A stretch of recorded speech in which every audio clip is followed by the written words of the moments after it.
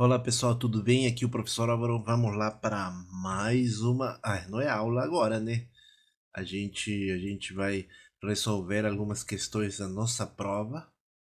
No caso, né? Aqui da nossa prova, nossa disciplina de Anatomia Humana 1, tá? Resolvendo a prova, né? Meu nome é Álvaro Gaudos, né? Como já falo, meu e-mail e no caso, meu telefone WhatsApp, né? Então já aproveita e deixa o like, se inscreve no meu canal, compartilha, tá? Deixa um comentário agradecendo. Se tiver dúvida, alguma questão, é só falar e deixar nos comentários, tá? Assiste até o final. Beleza, então vamos lá. A primeira questão que normalmente a gente viu que a gente pode, né, utilizar na prova, que viu na prova, era uma relacionada, no caso, com planos e eixos, né, em termos de localização, entre outros. Aí a pergunta nos fala: diga qual é o termo de posição, né? No caso, ela nos fala qual que é o termo de posição. Então aí já a gente já vai pensando, né? Quer dizer, numa estrutura que está mais longe, uma estrutura que está mais longe do plano mediano, ó, do plano mediano, do que outra no corpo. Nessa questão a gente lembra, né? A gente tínhamos visto, né, o plano mediano, que é o que divide, no caso, simetricamente em duas metades o corpo, né? Obviamente não tem nada a ver com os cortes, né? Que também a gente já falou, né?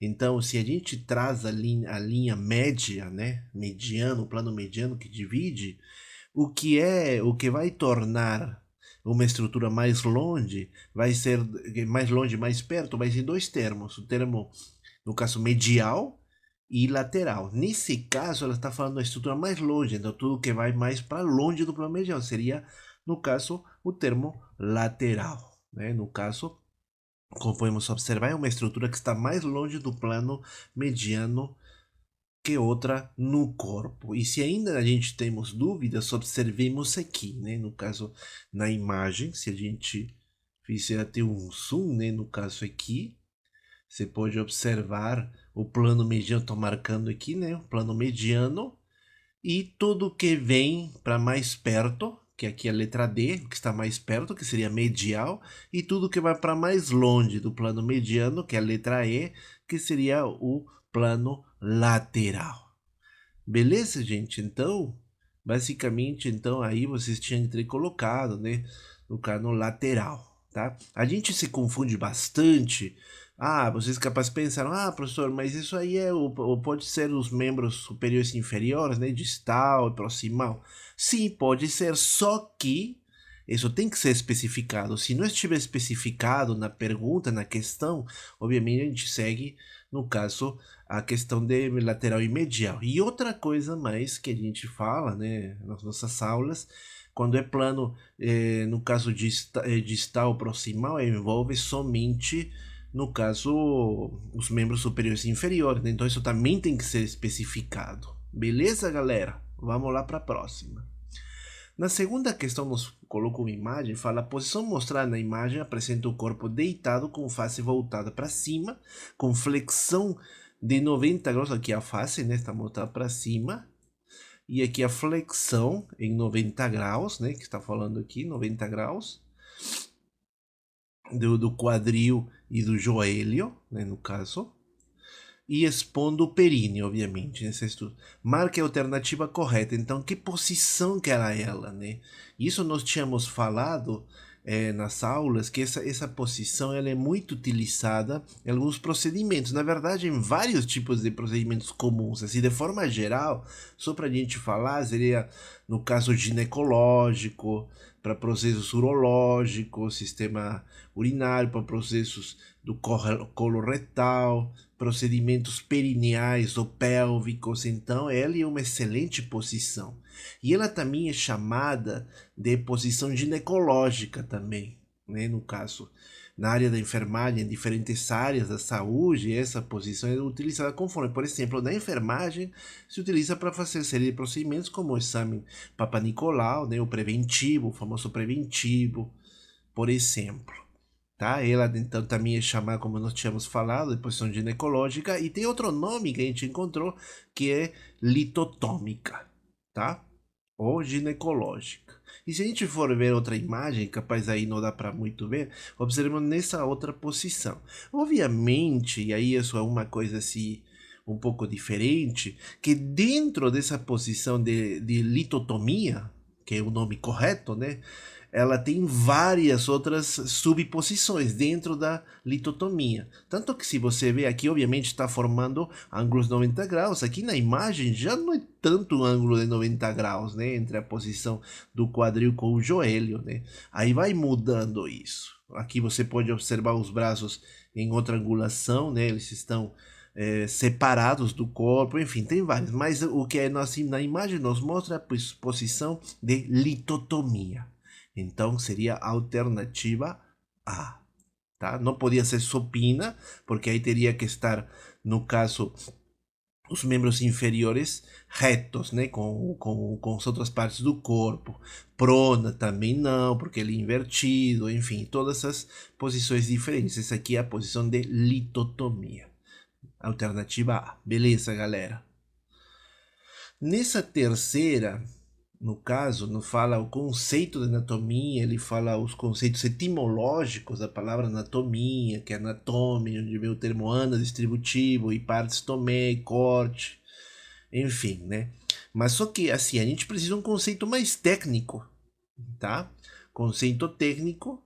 E aí, normalmente, nós tínhamos falado, né, que é a ciência, porque a anatomia é uma ciência, ela não é uma técnica, ela é uma ciência que estuda as estruturas do corpo, espécie aqui uma coisa interessante, forma e função, e é considerada como fundamento para as ciências da saúde. E que, no caso, se utiliza para material de estudo é o cadáver humano, né, porque é anatomia humana.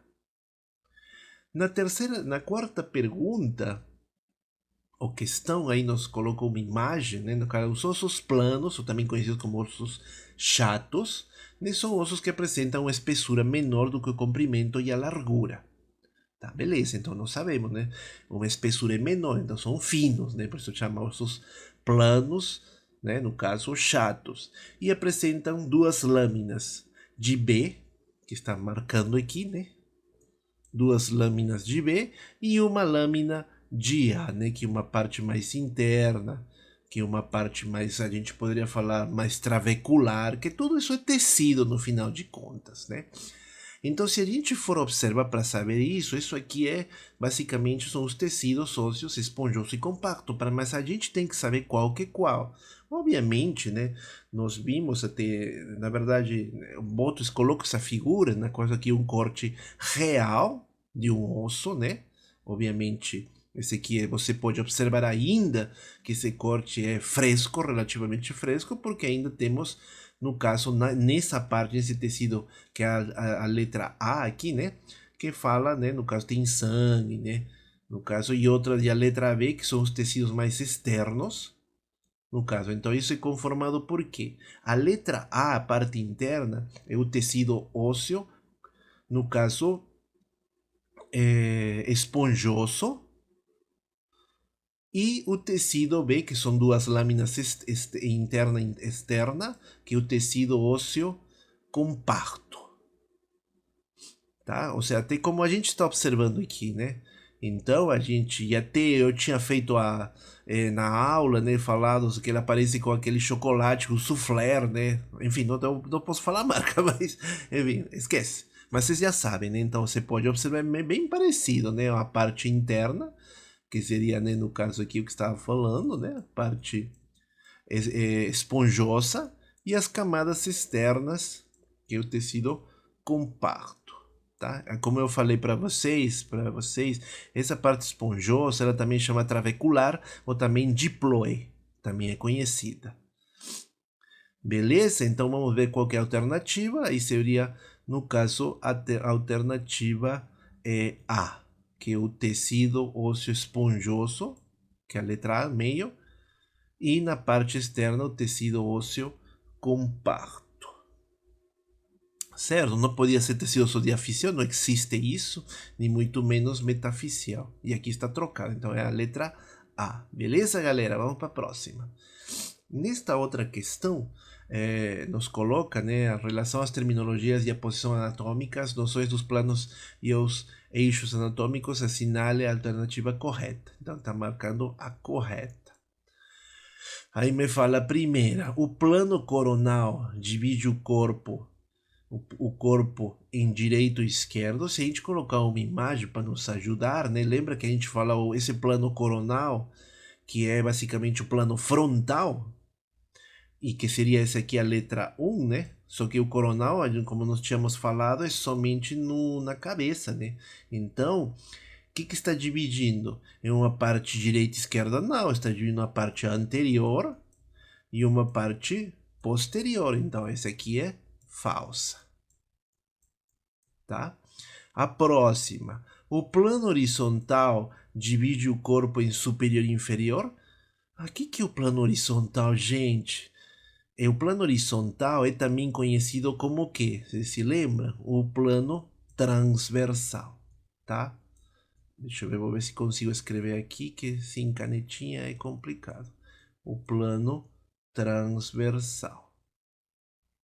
É o plano transversal horizontal, é o mesmo nome, são sinônimos, tá? Que seria aqui o número 2, né? Então aí sim está, divide o corpo em uma parte superior e uma parte inferior. Beleza? Então até agora pode ser, vamos seguir observando.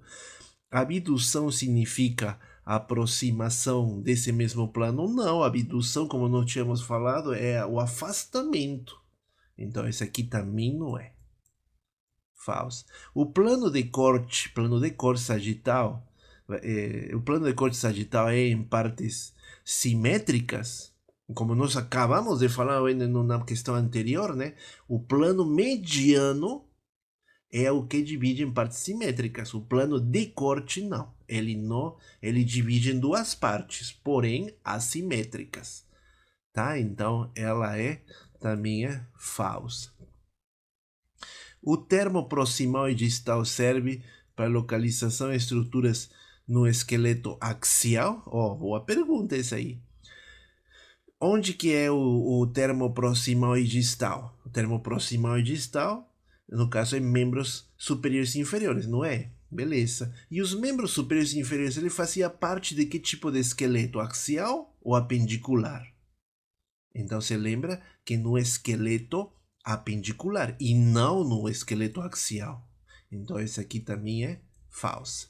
Então a resposta correta é a alternativa B. Beleza, galera? Deu para entender? Joia. Vamos para a próxima. Nessa terceira, que pediu uma associação de conceitos, né, para as descrições anatômicas, e né? São baseados nos três princípios de planos, né? Que a gente acabou de falar de novo, então essa alternativa está meio que repetida, essa questão, né? Nos fala, né? Associar esses três planos, plano sagital, plano transversal e plano frontal. Então, com que? Com esses conceitos que estão aqui do lado. Então, vamos lá ver o primeiro. Plano sagital. O plano sagital é na radiologia chamado de axial ou transaxial? Não, não é. Não é. Então, outro conceito. Em um plano vertical ou longitudinal imaginário que divide o corpo, cabeça, tronco e membros ou suas partes em metades ou partes anterior e posterior, a gente acabou de falar disso. Então também não, sagital, no caso, vai dividir em parte esquerda e direita, né? Não é anterior e posterior. Então não é aqui, então só sobra esse aqui. E esse aqui é o plano que divide cabeça e tronco em partes, mas não metades, ou seja, iguais, direita e esquerda. Essa aí é. Então a gente coloca o número 1. Beleza. Próximo, plano transversal. Ele a gente acabou de falar dele, né? Na radiologia, como nós tínhamos falado, até como foi colocado em sala de aula, na radiologia eles utilizam o plano transversal, eles falam plano axial ou transaxial, tá? Que assim seria aqui. Se você observa na figura, seria a letra D, né? E os transaxial seriam aqueles que cortes segmentares, que vão cortando, né, na direção superior ou inferior. Então aqui seria, no caso, o 2. E, porém, né, sobrou o número 3, que vai ser essa parte. E com certeza, né, porque o corte plano frontal divide em parte anterior e posterior, como nós tínhamos acabado de falar na questão anterior. Então aí nos fala o que? 2, 3 e 1. Vamos observar na alternativa. 3, 2 não, 2, 1, 3 não, 1, 3, 2 não. Então é na 2, 3, 1, alternativa D. D de dado. Beleza, galera? Deu para entender? Joia. Nessa outra questão, já foi um pouco a questão teórica e que capaz foi a mais difícil de entender, porque esses termos são bem complexos muitas vezes, né? Como tínhamos visto em aula, né? Nos fala assim, qual a diferença entre variação anatômica, anomalia e monstruosidade? Na realidade, todo é uma sequência. Então, se a gente for falar no caso, ela segue uma sequência. Uma mudança de uma variação anatômica, ela pode se transformar em uma anomalia, e essa anomalia, por mudanças, pode se transformar em monstruosidade. Só que elas se estabelecem algumas coisas específicas, como por exemplo, uma variação anatômica, ela é um padrão de normalidade, ela não vai causar nenhum tipo de dano nem desconforto ao paciente, seja na parte externa ou interna. Até nós tínhamos falado, né, os biotipos, por exemplo, uma pessoa que é alta, outra é baixinha, uma alta, uma pessoa magra, outra pessoa mais gordinha, né? Então aí isso são termos de variação anatômica. O tipo de olho puxado, outros que têm olho mais arredondado, mas eles conseguem enxergar perfeitamente. Então não tem um tipo de não vão alterar a função, nem muito menos vão provocar morte, né, por exemplo. Tá? Então ele é um padrão no caso de normalidade a variação anatômica. Já se essa mudança sofre uma perturbação, ela vai se transformar em quê? Em anomalia, que pode ou não, muitas vezes não vai causar nenhum tipo de problema, né? Não vai perturbar muito e muitas vezes nem causa nenhum tipo de problema para o paciente, como por exemplo, né, a criança que nasce com um dedo a mais, né, polidactilia, né? E não causa nenhum tipo de problema. Obviamente, esteticamente, esse é outro assunto. A gente está falando anatomicamente e fisiologicamente. E já monstruosidade é quando essa anomalia ela for muito séria, muito grave, muito profunda e, como normalmente no conceito, muito acentuada. A ela, essa anomalia vai se transformar em monstruosidade. E, obviamente, ela vai afetar parte interna, externa, enfim, tem vários tipos e que é incompatível com a vida. Então, essa monstruosidade vai causar a morte desse paciente. Aí temos um exemplo do primeiro que estamos falando, né? Variações anatômicas, a forma do estômago, que nós tínhamos falado, né? Normalmente a gente fala que o formato de J, né? Mas algumas outras pessoas, por exemplo, elas têm outro formato diferenciado. Mas isso não afeta o funcionamento. Já se for uma anomalia, né, que foi perturbado, né, a função de variação anatômica, que já não é mais variação anatômica porque ela foge do normal, né, como por exemplo a polidactilia, mas também isso não atrapalha a vida desse paciente. Mas se a coisa for mais séria, como por exemplo, que estamos falando, né, uma criança, né, que tem meroanencefalia, uma anencefalia, na qual tem essa monstruosidade, né, tem provocado uma perda substancial da massa encefálica e isso vai causar a morte. Então isso é chamado de monstruosidade.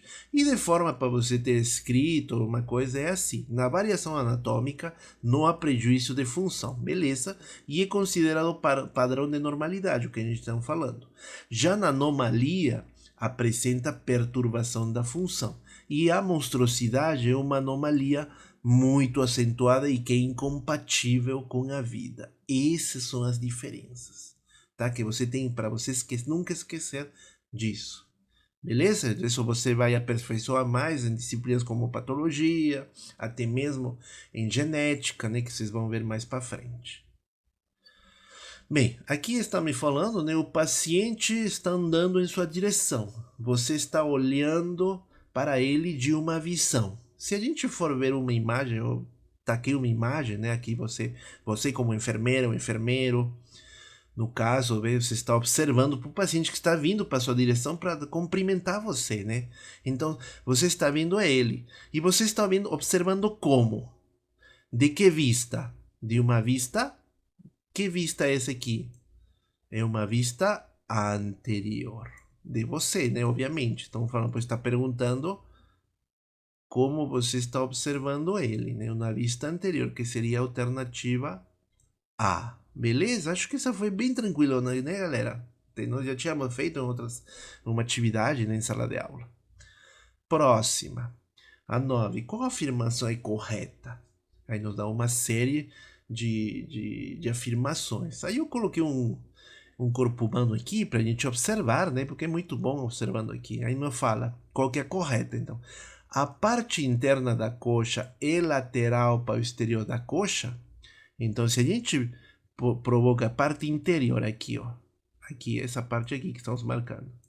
Ela fala a parte interna da coxa é lateral para o exterior da coxa? Não. Seria o contrário, né? Seria a parte externa da coxa, seria para o exterior da coxa. Não, beleza. Mas nesse caso aqui, a parte interna, tá falando, né? A parte interna é lateral. No caso posterior da coxa, não. Seria mais medial. Concorda? Então, esse aqui é falsa. O outro. O ombro é lateral ao pescoço. Aqui temos o pescoço e aqui temos o ombro, né? E beleza, o ombro é lateral. Lembra que a gente fala essa parte lateral é porque você observa o plano mediano, né? Então, tudo que vai para lá é lateral. Tudo que vai em direção para o plano mediano é medial. Então, aqui o ombro realmente é lateral ao pescoço, porque o pescoço é medial. Então, esse aqui está correta. Mas vamos ver se tem outra, né? Aí nos fala, o joelho é lateral para o quadril. Aqui nós temos membros inferiores, o joelho, e aqui temos o quadril. Então ele seria lateral? Não, porque eles estão mesmo numa mesma posição. O que eu poderia falar, o joelho é inferior ao quadril. Aí sim poderíamos falar. Ou o joelho é mais distal que o quadril, aí também. Mas não que ele é lateral. Então aí também, esse aqui é falso. A outra, o tornozelo é medial ao pé. Aqui temos o tornozelo e aqui o pé. Mesma situação. Não pode falar que é medial, porque elas ocupam todo o mesmo plano. Então, aqui seria igual que o outro, né? O tornozelo é superior ao pé, né? O tornozelo é superior a quem? Ao pé. E não que é medial. Então, isso aqui também é falso. E aí fala todas corretas? Também falso, né? Porque já viu que tem várias falsas. Então, a alternativa correta é a letra B de bola. Beleza, galera? Nessa outra parte, essa questão fala, dentre os ossos abaixo, aquele que não faz parte do esqueleto axial é. Já tínhamos falado, né? Esqueleto axial, esqueleto apendicular. Né? E como que é composto, né? O esqueleto axial, a gente tem 80 ossos, e no esqueleto apendicular nós temos, no caso, 126, né? No caso, ossos. Porque é 206 no geral, né? No total. Bem, então, vamos lembrar então o que é um esqueleto axial. Eu coloquei essa imagem, né? Não está falando aqui, está mostrando em vermelho o esqueleto axial. E o azul aqui, que seria o apendicular. Ela está nos falando do esqueleto axial. Então, vamos lá. E aqui já está aqui, né? Aqui temos todo o esqueleto axial. Então, o que podemos ver? Osso frontal. Osso frontal é o osso do crânio. Então, no caso, ele faz parte. Beleza. Queremos saber aquele que não faz parte. O osso frontal, ok. A décima costela, obviamente, aqui o décimo par, também faz parte. Essa C1, que muitos me perguntaram, né? O que é C1, professor Adler? Lembra que a gente falou numa oportunidade, numa aula, a gente falou, né? Temos as duas primeiras vértebras cervicais, A primeira é a mais conhecida como Atlas e a segunda é o Axis, que são as duas mais diferentes de todas as vértebras da coluna vertebral. E elas exercem, obviamente, funções diferenciadas, né? Em comparação com as outras. Então elas também fazem, a Atlas também faz parte do esqueleto axial. Agora vemos a clavícula. E a clavícula, vocês estão vendo aqui a cor? Ela está em vermelho? Está aqui a clavícula? Não. Ela está presente. A clavícula faz parte do esqueleto apendicular. A clavícula, a escápula, que quando a gente pensa em esqueleto apendicular, a gente pensa que são os ossos do membro superior e inferior, só que tem ossos a mais, né? Aqui nos membros superiores tem a clavícula e a escápula, e nos inferiores temos o osso da pelve, né? Do osso do quadril, que fazem parte, né? Beleza? Então, esse aqui seria o que não faz parte. Então, a alternativa seria a letra D. E o externo, professor? O externo está aqui no meio. Então, ele faz parte do esqueleto axial. A alternativa é a D. D, dado. Pronto. E aqui temos a penúltima, né, que fala um dos aprendizados básicos do anatomista e a noção dos termos de movimento. Tá? Que ser enfermeiro, né, quando vai fazer a avaliação diagnóstico, por exemplo, de Hanseníase, se observa bastante a mobilização dos membros, a força. Então a gente tem que ter uma noção do que é isso aqui. Marque a opção que especifique o que é circundução. Circundução. Aí vamos ver. Movimento diminuindo os ângulos entre as partes do corpo. Isso aí é adução. Né? Se a gente for observar aqui na imagem, você pode observar os membros, quando o ângulo, né? Está falando desse ângulo aqui, entre os membros, aqui também, esse ângulo aqui. Se ele diminuir, é adução. Se ele aumentar o ângulo, é abdução. Movimento aumentando os ângulos entre as partes, é a abdução. Ou afastamento de quem? Do plano mediano. Tá? Abdução ou adução. Então, isso aqui nenhuma delas seria. Não é nenhuma delas, não. Movimento em direção ao plano mediano. Mesma coisa, não tem nada a ver. Esse aqui também não serve. Movimento para longe do plano mediano. Também não. Está mais voltado com elevação ou com flexão. Tem nada a ver. E a letra E é a única que nos fala que um movimento circular, até eu coloquei a imagem, né? Você vê que está fazendo um círculo, porque círculo não sabe. Então, movimento circular que combina todos o que a gente falou antes: a flexão, a extensão, a abdução e a adução, que é esse movimento aqui, ó, que é a circundução. Beleza, galera? Tranquilo? Bem, e vamos a terminar com essa última questão, que é até uma questão de concurso, que fala, né, na grande variabilidade morfológica humana, a possibilidade de reconhecer várias formas constitucionais, do tipo médio, os tipos extremos e mistos. Cada um com sua denominação, representados conforme a imagem. E aí nos mostra a imagem ABC, que nós já tínhamos visto, né, em biotipos, né, principalmente. Então, os tipos morfológicos ABC são denominados respectivamente. A gente tem que observar, no caso, que nós temos indivíduos, né, que são vebrilíneos, que são baixos e largos. Temos, que no caso seria esse daqui, o vebrilíneo. Temos outros, como a estrutura B, que são desculpa, que são bem, que são os mediolíneos de estrutura mediana, né? Mediana, que estão entre longíneos e vebrilíneos, e a alternativa C, que seriam, né, os longilíneos, que são altos e estreitos, né? Magros, né? Como até a gente está mostrando, né?